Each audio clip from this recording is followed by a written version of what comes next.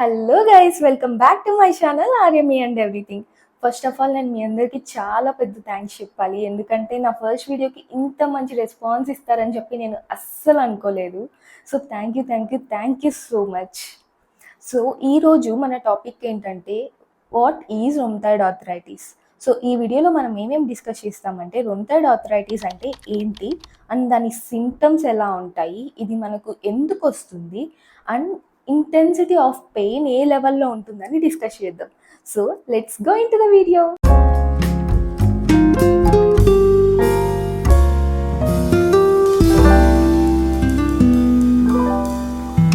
రొమ్టాయిడ్ arthritis అంటే ఏంటో తెలుసుకునే ముందు మనం ఆర్థరైటిస్ అంటే ఏంటో తెలుసుకుందాం. ఆర్థరైటిస్ అంటే సింపుల్గా చెప్పాలంటే జాయింట్ పెయిన్స్, తెలుగులో చెప్పాలంటే కీళ్ళు నొప్పులు. ఇది అందరికీ తెలిసిందే కదా. మామూలుగా ఆర్థరైటిస్ అంటే ఏమనుకుంటారంటే ఇది ఏజ్డ్ పర్సన్స్కి మాత్రమే వస్తుంది అనుకుంటారు. కానీ ఆర్థరైటిస్లో చాలా డిఫరెంట్ టైప్స్ ఆఫ్ ఆర్థరైటిస్ ఉంటాయంట. అందులో ఒకటి ఈ రొమ్టాయిడ్ ఆర్థరైటిస్. ఓకే, ఈ రొమ్టాయిడ్ ఆర్థరైటిస్ ఏం చేస్తుంది అంటారా? ఇది ఒక ఆటో ఇమ్యూన్ డిసార్డర్. అంటే మన ఓన్ బాడీ మనల్ని అటాక్ చేయడం అనమాట. దీనికి ఎటువంటి ఏజ్ ఫ్యాక్టర్తో సంబంధం ఉండదు. ఇది ఏ ఏజ్ వాళ్ళకైనా వస్తుంది. ఈవెన్ కొంతమందికి అయితే 19 ఇయర్స్కి, 20 ఇయర్స్కి, లేదంటే ఈవెన్ 6 ఇయర్స్కి వచ్చిన వాళ్ళు కూడా ఉన్నారనమాట. సో దీనికి అస్సలు ఏజ్తోనే సంబంధం లేదు. ఇది ఎందుకు వస్తుంది అంటే మన ఫ్యామిలీలో ఎవరికన్నా ఈ హిస్టరీ ఉంటే, అంటే ఇప్పుడు లైక్ షుగర్ ఎలాగా, ఇప్పుడు షుగర్ మన ఫ్యామిలీలో ఎవరికన్నా ఉందనుకోండి, అది ఫ్యూచర్లో మనకు వచ్చే ఛాన్సెస్ ఉంటుంది అంటారు కదా. సేమ్ ఇది కూడా అంతే. ఇది ఒక జెనెటికల్ ద్వారా పాస్ అవుతుంది అనమాట. సో మన ఫ్యామిలీలో ఎవరికన్నా ఉంటే ఇది మనకు వచ్చే ఛాన్సెస్ ఎక్కువ ఉంటుంది.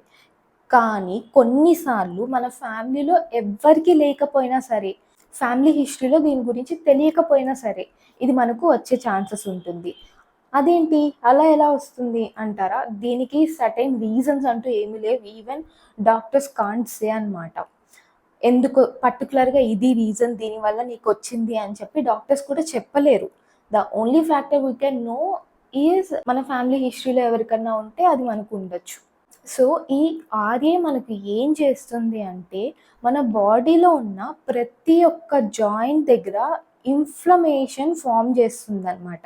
దానివల్ల ఏమవుతుంది అంటారా? దీనివల్ల ఏమవుతుందంటే మన రోజు ఫిజికల్ యాక్టివిటీస్కి ఇబ్బంది అవుతుంది. ఏంటంటే పర్టికులర్ జాయింట్ మాత్రమే ఉండదు, బాడీలో ఉన్న ప్రతి జాయింట్ మీద ఎఫెక్ట్ చూపిస్తుంది. ఫర్ ఎగ్జాంపుల్, ఈరోజు మీకు షోల్డర్లో పెయిన్ ఉందనుకో, రేపు మీకు ఇంకో జాయింట్లో పెయిన్ వచ్చే ఛాన్సెస్ ఉంటుంది. ఇది బాడీ టు బాడీ డిఫరెంట్ ఉంటుంది అనమాట, డిఫరెంట్గా వర్క్ చేస్తుంది. సో ఇప్పుడు నాకు ఈ సిమ్టమ్స్ ఉన్నాయి కదా అని చెప్పి పక్కన వాళ్ళకి కూడా ఇవే సిమ్టమ్స్ ఉండాలి అని చెప్పి లేదు. ఎందుకంటే ఎవ్రీ బాడీ ఈజ్ డిఫరెంట్. ప్రతి బాడీలో వాళ్ళ ఇమ్యూన్ సిస్టమ్ డిఫరెంట్గా పనిచేస్తుంది అండ్ ఈ డిసీజ్ అటాక్ కూడా అలానే ఉంటుంది. ఫర్ ఎగ్జాంపుల్, నాకు ఈరోజు షోల్డర్ పెయిన్ ఉందనుకోండి, నాకు అది ఒక 24 అవర్స్లో ఇక్కడ పెయిన్ తగ్గిపోయి వేరే ప్లేస్కి పెయిన్ వెళ్ళిపోతుంది. కానీ కొంతమందికి ఆ పెయిన్ 48 అవర్స్ ఉంటుంది, లేదంటే 36 అవర్స్ ఉంటుంది, దాని తర్వాత ఇంకో జాయింట్కి మూవ్ అవుతుంది అనమాట. సో ఇది బాడీ టు బాడీ చాలా డిఫరెంట్గా ఉంటుంది. సో ఇప్పుడు దీని సిమ్టమ్స్ ఎలా ఉంటాయో చెప్తాను మీకు. ఫస్ట్ ఆఫ్ ఆల్, మనకు చిన్నగా పెయిన్స్ రావడం స్టార్ట్ అవుతుంది జాయింట్స్లో. లైక్ అది ఫింగర్ జాయింట్స్ ఉంటాయి కదా, ఇక్కడ పెయిన్స్ రావడం స్టార్ట్ అవుతుంది, లేదంటే షోల్డర్ పెయిన్స్ కానీ ఇలా చిన్నగా పెయిన్ రావడం స్టార్ట్ అవుతుంది. మనం ఏదైనా వర్క్ చేస్తున్నప్పుడు అప్పుడు మనకు డిస్కంఫర్ట్గా అనిపిస్తుంది అనమాట. తర్వాత ఏమవుతుందంటే ఈ పర్టికులర్ జాయింట్లో వాపు రావడం స్టార్ట్ అవుతుంది. దానివల్ల ఏమవుతుందంటే మనం ఇప్పుడు నేను ఇలా ఫ్రీగా ఫింగర్ మూవ్ చేస్తున్నాను కదా, అలా వాపు ఉన్నప్పుడు అంటే ఆ ప్లేస్లో ఇన్ఫ్లమేషన్ అయిందనమాట. ఇన్ఫ్లమేషన్ అయినప్పుడు ఈ మూమెంట్ అన్నది అంత ఈజీగా ఉండదు. సో ఆటోమేటికల్గా మన డైలీ యాక్టివిటీస్ మీద ఇబ్బంది పడుతుంది. మళ్ళీ చెప్తున్నాం కదా, ఇది ఒక పర్టికులర్ జాయింట్ మీద అంటూనే ఎఫెక్ట్ చూపించదు, మన బాడీలో ఉన్న each and every single joint మీద ఇది ఎఫెక్ట్ చూపిస్తుంది. లైక్ నేను మీకు కొన్ని పిక్చర్స్ కూడా యాడ్ చేస్తాను ఇక్కడ.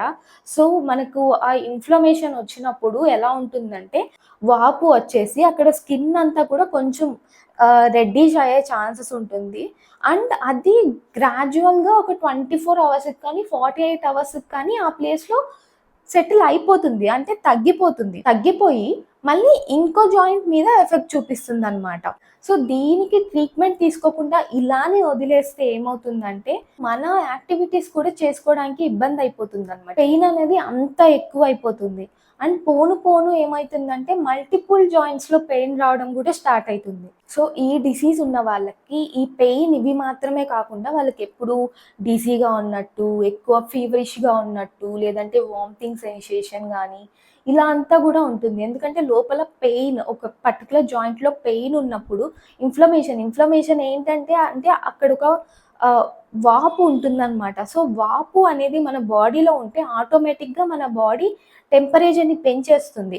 కాబట్టి మనకది ఫీవరిష్‌గా ఉన్నట్టు అనిపిస్తుంది. సో, ఇవన్నీ సింప్టమ్స్ కదా! ఇవన్నీ ఉంటే మీకు ఆర్య ఉందని ఫిక్స్ అయిపోవచ్చా మేము అంటే కాదండి. ఆర్య ఫ్యాక్టర్ అని ఉంటుందనమాట. ఆర్య ఫ్యాక్టర్ సర్టెన్ లెవెల్ కంటే ఎక్కువుంటే మనకు రొమటాయిడ్ ఆర్థరైటిస్ ఉందని చెప్పి డాక్టర్స్ కన్ఫర్మ్ చేస్తారు.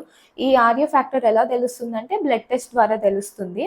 సో, మనం డాక్టర్ దగ్గరికెళ్తే వాళ్ళు సజెస్ట్ చేస్తారు మనకు ఎటువంటి బ్లడ్ టెస్ట్ చేయించుకోవాలి ఇవి అని చెప్పి. సో, దాని ప్రకారం మనకు ఆర్య ఉందా లేదా అని చెప్పి డాక్టర్స్ చెప్తారనమాట. సో, ఇప్పుడు నేను చెప్పిన సింప్టమ్స్ మీకున్నాయి అంటే మీరు ఆర్య ఉందని ఫిక్స్ అవ్వకండి దయచేసి. నేనిచ్చే ఇన్ఫర్మేషన్ అంతా కేవలం చేసుకున్న రీసెర్చ్ నుంచి మాత్రమే ఇస్తున్నాను. నేను డాక్టర్‌ని కాదు, అలాగని ఎటువంటి మెడికల్ ఫీల్డ్‌లో కూడా లేను. జస్ట్ ఒక అవేర్‌నెస్ క్రియేట్ చేయడం కోసం ఈ వీడియో చేస్తున్నాను. సో, మీకు అర్థమైందని అనుకుంటున్నాను. సో, ఇవన్నీ రొమటాయిడ్ ఆర్థరైటిస్‌కుండే సింప్టమ్స్. ఇప్పుడు పెయిన్ ఇంటెన్సిటీ ఎలా ఉంటుందో చెప్తాను. కొన్నిసార్లు వాళ్ళు ఒక గ్లాస్ ఆఫ్ వాటర్ మనం ఇలా ఒక గ్లాస్ ఆఫ్ వాటర్ చేత్తో క్యారీ చేయాలన్నా గూడా, ఈ జాయింట్‌లో పెయిన్ ఉంటే వాళ్ళసలు పట్టుకోవడానికి గూడా ఇబ్బందయితుందనమాట. దాన్ని పైకి లేపడం తర్వాత, కానీ అసలు ఆ గ్లాస్‌ని హోల్డ్ చేయడానికి కూడా ఇబ్బందయితుంది. పెయిన్ ఇంటెన్సిటీ ఆ లెవెల్‌లో ఉంటుందనమాట. ఇంకా చెప్పాలంటే మనకిప్పుడు ఈ ఫింగర్స్‌లో గానీ ఇక్కడ ఇన్‌ఫ్లమేషన్ ఉండి మనకు పెయిన్ ఒస్తుంది అంటే, వాళ్ళు ఈవెన్ క్యాప్ ఓపెన్ చేయడానికి గూడా ఇబ్బంది పడతారు. సో, పెయిన్ ఇంటెన్సిటీ అన్నది ఆ లెవెల్‌లో ఉంటుంది. అది మనం నార్మల్‌గా వర్డ్స్‌లో ఎక్స్‌ప్లెయిన్ చేయడానికి కూడా అవ్వదనమాట. దీంట్లో వర్స్ట్ థింగ్ ఏంటంటే, ఈ డిసీజ్ బయటకు కనిపిచ్చదు. డ్యామేజ్ అంతా మన లోపల ఇన్నర్ బాడీలోనే జరుగుతుందనమాట. సో, ఇప్పుడు ఎవరైనా రొమటాయిడ్ ఆర్థరైటిస్ ఉన్న వాళ్ళని మనం చూసామనుకోండి, ఈవెన్ వి కాంట్ టెల్ వీళ్ళకి ఒక డిసీజ్ ఉంది, వీళ్ళు ఇంత సఫర్ అవుతున్నారు అని చెప్పి వాళ్ళు మనకు చెప్పే వరకు. కానీ లోపల వాళ్ళు పడే బాధ వాళ్ళకి మాత్రమే తెలుస్తుంది. ఈ రొమటాయిడ్ ఆర్థరైటిస్ ఎవరికైతే ఉందో, రొమటాయిడ్ ఆర్థరైటిస్ అనే కాదు, ఇలాంటి ఆటో ఇమ్యూన్ డిసీజ్ ఎందుకంటే ఇవన్నీ బయటికి కనిపియవు. కానీ వాళ్ళ లోపల ఇన్నర్ బాడీని అవి కిల్ చేస్తూ ఉంటాయి. సో, ఎవరైతే ఇటువంటి ఆర్ఏ గానీ, లేదంటే సమ్ అదర్ ఆటో ఇమ్యూన్ డిసీజ్‌తో సఫర్ అవుతున్నారో, లిజన్ టు మీ. మీరు చేసేది అంత ఈజీ జాబ్ అయితే కాదు. మీ లైఫ్‌లో మీరు చాలా చేస్తున్నారు. చాలా స్ట్రగుల్ అవుతున్నారు. And we are so proud of you. మీరు ఒక నార్మల్ పర్సన్‌లా మీ లైఫ్‌ని లీడ్ చేస్తున్నారు నవ్వుతూ అందరితోటి రోజు. లోపల ఎంత పెయిన్ ఉన్నా మీ వర్క్స్ మీరు చేసుకుంటూ and you are not alone. We are together in this and please don't lose your hope. So yeah! That's it for today guys. I don't know ఈ వీడియో ఎంత లాంగ్ వచ్చిందని చెప్పి. బట్ ఐ హోప్ మీకు at least some basic information ఇచ్చానని అనుకుంటున్నాను.